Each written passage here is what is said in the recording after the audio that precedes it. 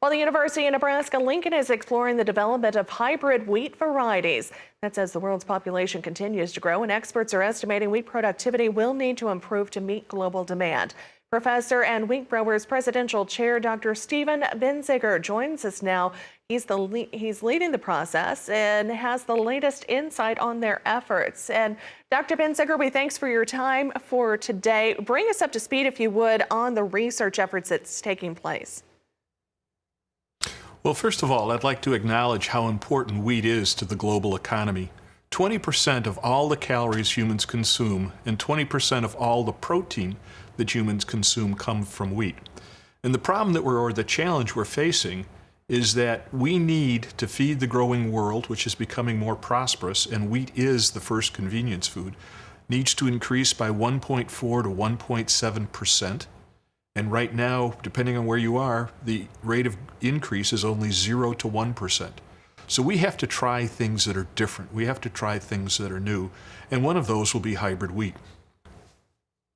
So how are you and other researchers working to develop those hybrid varieties?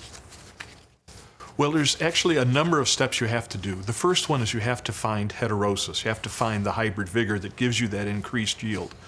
That actually looks like to be the relatively easy part.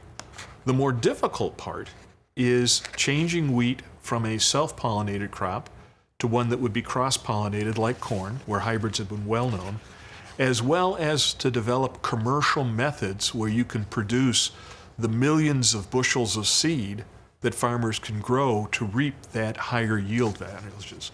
So we're working on both finding heterosis and mechanisms to allow commercial platforms to allow that heterosis to be used. And probably cytoplasmic male sterility, which is a forced female on the female wheat, is one of our highest efforts. You mentioned making it like corn as far as in the pollination process. We've had hybrid corn varieties for a number of years. Why is hybrid wheat, why is that just now in development? Well, it's actually had an earlier efforts in the 1980s, and it failed. And we're coming back to it now because we have much better tools. The need has always been there, but we didn't have the tools, and we didn't have the support for this high, very, very high-risk research. What are the potential benefits of this research for our nation's farmers? And is there a potential timeline as far as maybe even things being available? Well, the benefit would be, of course, the improved seed.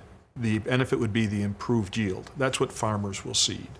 And then the timeline, the commercial companies are looking at probably 2023, 2024.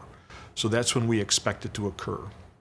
And would that availability be more for creating it as far as a seed stock, or is that for actually putting it into use into the commercial system?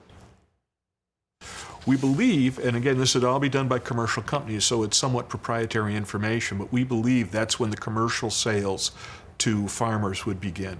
All right. Well, Dr. Baenziger, we appreciate your time this morning and good luck in your research efforts. Again, talking with Dr. Stephen Baenziger. He's with the University of Nebraska Lincoln Department of Agronomy and Horticulture, of course, joining us on location there in the Husker State.